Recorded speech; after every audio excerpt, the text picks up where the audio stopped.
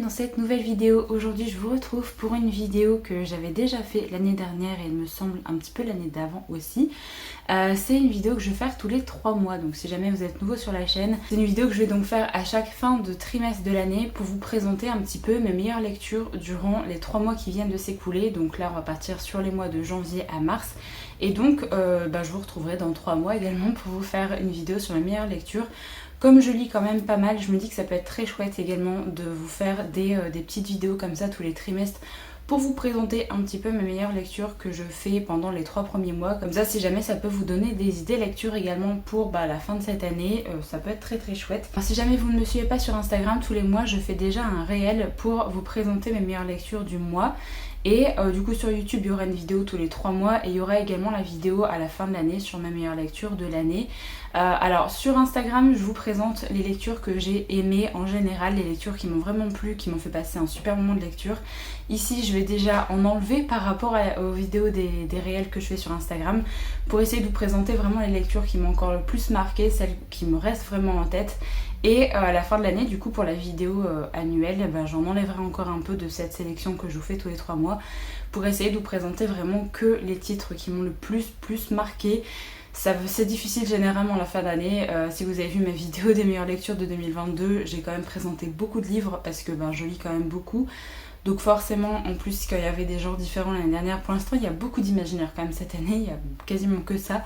Mais si jamais je lis d'autres genres, c'est difficile de comparer à un livre de fantasy, à un livre contemporain ou historique. Donc forcément, il y avait beaucoup de titres différents l'année dernière. Donc là, je vais commencer à vous présenter. Je crois qu'il y a 12 titres pour cette première sélection de ce premier trimestre. Donc c'est déjà pas mal. Après, j'en ai lu déjà pas mal, mais je suis très contente parce que je lis quand même globalement de très bonnes lectures depuis le début d'année. Il y a vraiment très peu de livres que j'ai détestés ou où j'ai vraiment passé un mauvais moment de lecture. Je crois qu'il y a que 2 livres que j'ai arrêtés en plein milieu, que j'ai pas continué jusqu'à la fin parce que ça ne me plaisait pas et c'est déjà pas mal par rapport au nombre de livres que je lis normalement. Que de livres où j'ai dit NF, où je me suis dit non c'est pas pour moi, je peux pas continuer. Et bien sûr il y a des livres où j'ai été déçue, des livres où j'ai moins aimé que d'autres, ça c'est normal. Mais globalement j'ai quand même une très bonne année de lecture pour l'instant. Alors justement si jamais vous avez vu ma vidéo des meilleures lectures de 2022, j'avais présenté la première partie de Justicière de Brandon Sanderson. J'ai lu la seconde partie là en début d'année. Je ne peux que mettre ce livre dans cette sélection parce que j'ai adoré ma lecture, j'ai adoré cette deuxième partie qui a encore plus d'éléments, il y a encore plus d'action et c'est vraiment un univers que j'adore. Il y a bien sûr des tomes qui sont moins bons que d'autres parce que c'est un peu plus tiré en longueur, surtout là avec les tomes divisés en 2. Mais globalement j'aime tellement l'univers, je suis tellement attachée au personnage qu'à chaque fois je passe un excellent moment et je suis toujours contente d'avoir des informations, d'avancer dans l'histoire, d'avoir encore un univers qui s'étend toujours plus. Donc franchement, Justicière partie 2, c'était obligé que ce soit là. J'ai également découvert le premier projet secret de Brandon Sanderson qui était donc le 13 de la mer Émeraude. Je ne pouvais que le mettre ici également parce que ça a été vraiment une très chouette lecture. J'ai adoré ce petit voyage avec plein de références dans le Cosmer, avec plein de petits éléments. J'ai adoré le personnage, j'ai adoré vraiment l'histoire, Le fait que ce soit narré également comme ça m'a assez surprise au début. J'ai vraiment adoré au final que ça soit passé comme ça parce que vraiment ça amène quelque chose en plus dans le roman. Et je peux que vous conseiller également si jamais vous aimez Sanderson de base et si jamais vous voulez lire un one shot. Alors c'est sûr vous n'aurez pas toutes les références au Cosmer mais vous pouvez quand même le lire tranquillement. Vous comprendrez vraiment toute l'histoire, donc ça, il n'y a aucun souci. Et maintenant, j'ai trop hâte de lire le deuxième projet secret qui sort du coup là au mois d'avril. Et je pense que ça va être un livre que je vais aller acheter dès sa sortie. Et je vais le lire directement aussi parce que c'est mon auteur chouchou et que j'adore énormément ce qu'il fait. Donc là on va changer complètement de registre puisque je vais vous présenter le tome 2 de la duologie donc de Becky Chambers. Donc c'est une prière pour les cimes timides. Le premier tome c'était un psaume pour les recyclés sauvages. J'ai beaucoup trop aimé cette petite série de novellas.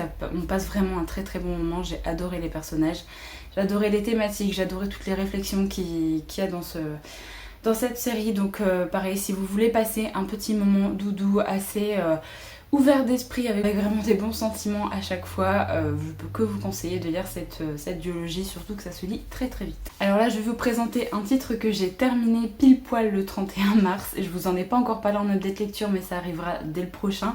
C'est Monstre ordinaire de J.M. Miro. mais j'ai tellement aimé cette lecture, j'ai adoré l'ambiance, j'ai adoré l'univers, j'ai vraiment... en fait c'est le genre de lecture où quand je l'ai commencé, je me suis dit c'est vraiment ce que j'avais envie de lire en ce moment. Pile à ce moment-là, c'est clairement le livre qu'il me fallait, c'est clairement l'ambiance que je voulais, avec ce genre de personnage, ce genre d'intrigue, c'est clairement ce que je voulais lire maintenant. Du coup forcément ça a matché, mais directement, parce que j'ai été emportée dans l'histoire. J'ai été emportée dans les années 1880 je crois, on passe un petit peu aux États-Unis, après on va à Londres, à Édimbourg, on a des enfants qui ont des pouvoirs, ils sont appelés les talents, et il va y avoir un institut qui récupère un peu ces enfants-là pour les aider et leur faire apprendre à contrôler leurs dons, et bref, je vous en reparlerai de toute façon en update lecture, mais j'ai complètement adoré. J'ai trop hâte d'avoir la suite parce que c'est une trilogie, la trilogie des talents, c'est appelé comme ça sur Goodreads, donc j'ai vraiment trop hâte d'avoir la suite, qui n'est malheureusement toujours pas sortie en VO, donc je crois que c'est prévu que l'année prochaine en VO, donc on a le temps d'attendre.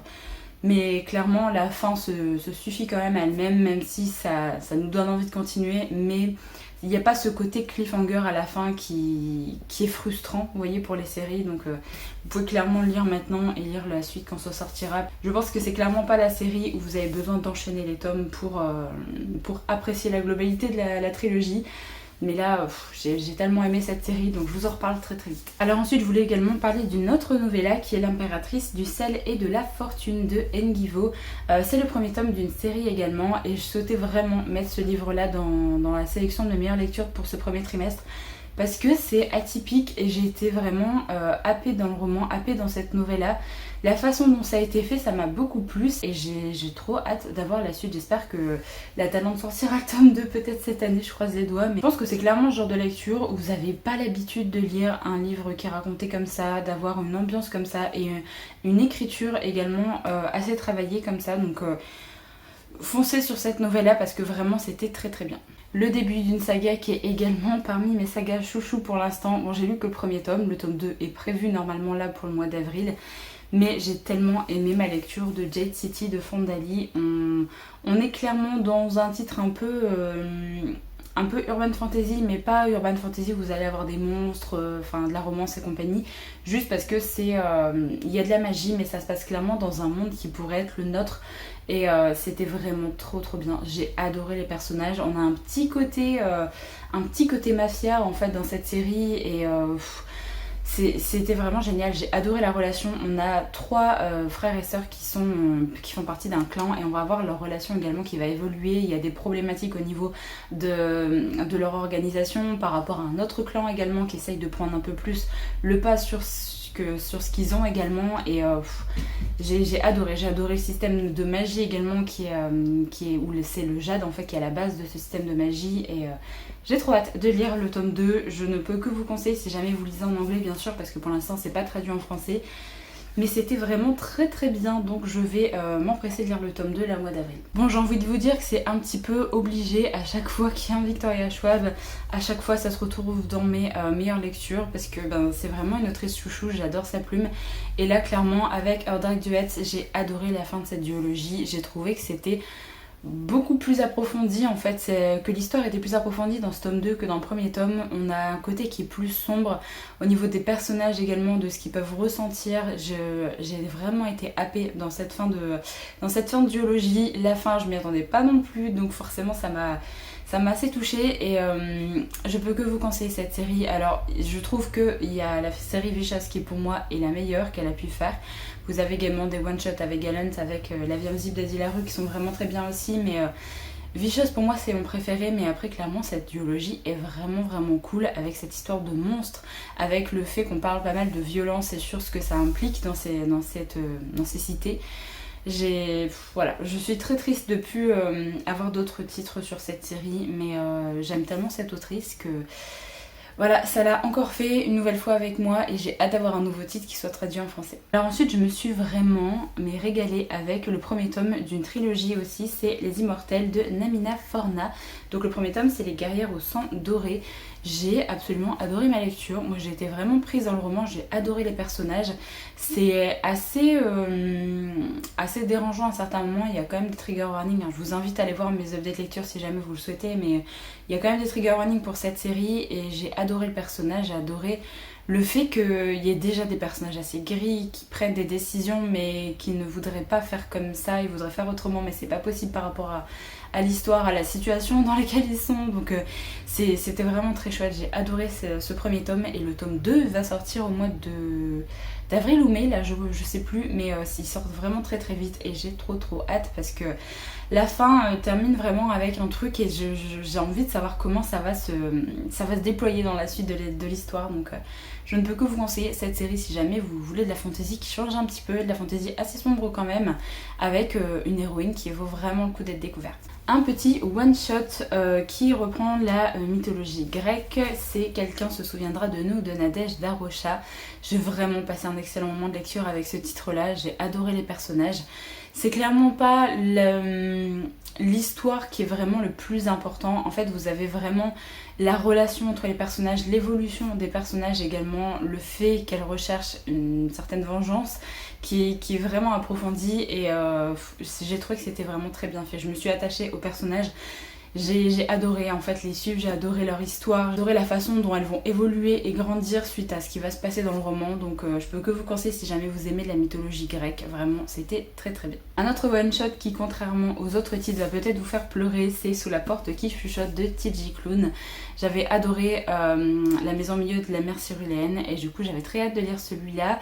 Alors il reste quand même un peu en dessous pour moi par rapport à l'autre. J'ai préféré La maison au milieu de la mer Céruléenne par rapport au personnage surtout que j'ai préféré en fait au niveau de l'autre titre, mais là j'ai quand même passé un très bon moment.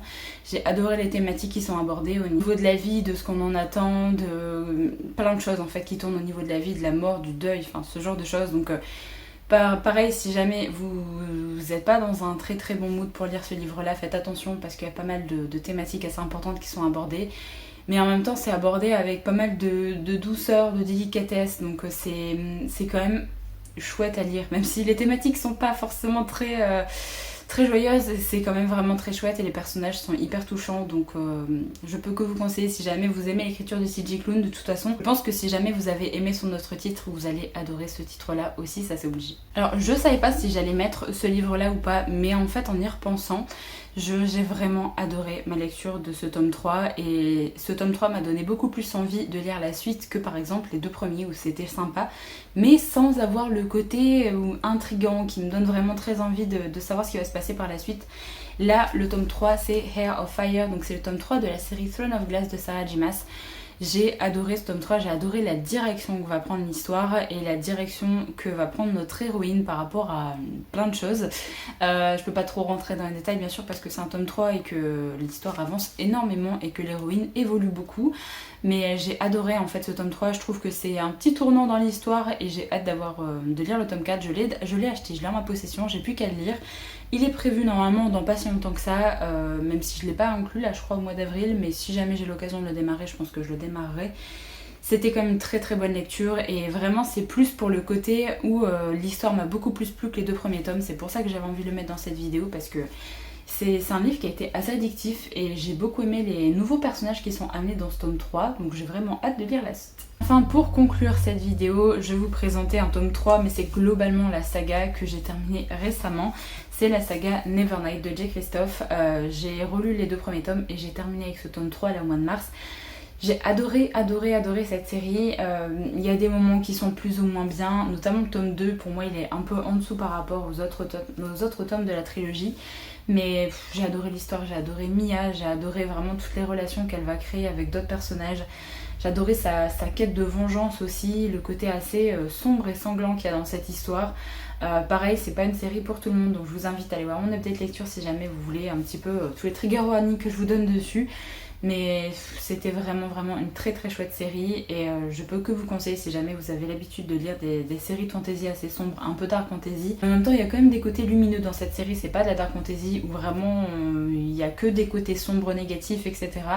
Là il y a vraiment un côté où il y a de l'espoir, parmi la vengeance qu'elle cherche. Il y a vraiment des choses très très chouettes à découvrir et même si c'est des pavés, je trouve qu'on est quand même assez... on avance quand même assez vite dans l'histoire. Il y a vraiment que le tome 2 parce que tout ce qui touche à... un petit peu aux arènes, aux guerriers comme ça, c'était pas ce que j'ai préféré. Même si j'ai beaucoup aimé les personnages qui sont amenés pendant le tome 2, globalement l'ambiance j'ai quand même moins aimé que le premier et le troisième tome. Mais c'est quand même une série, je trouve, qui vaut la peine d'être lue et vaut la peine d'être découverte si jamais vous aimez ce genre-là. Là, j'ai terminé de vous présenter mes meilleures lectures que j'ai pu faire depuis le début d'année. N'hésitez pas à me dire dans les commentaires quelles ont été vos meilleures lectures depuis les 3 premiers mois de l'année. Est-ce qu'on en a peut-être en commun? Je pense qu'il y a peut-être moyen, il y a quand même des nouvelles sorties également, avec notamment Sanderson aussi. Enfin, il y a des nouvelles sorties, donc il y a peut-être moyen qu'on ait des choses en commun. Donc n'hésitez pas à me dire ça dans les commentaires, je suis très curieuse de savoir ça. Si jamais vous voulez un avis plus détaillé, n'hésitez pas à aller voir mes updates lecture où je vous parle des romans. C'est très facile à trouver, vous avez la couverture du roman généralement sur mes vidéos, comme ça vous savez dans quelle vidéo je parle de tel ou tel livre. Donc voilà, je vous remercie du coup d'avoir regardé la vidéo jusqu'au bout, j'espère vraiment qu'elle vous a plu. Moi je vous retrouve très bientôt dans une prochaine, donc en attendant prenez soin de vous.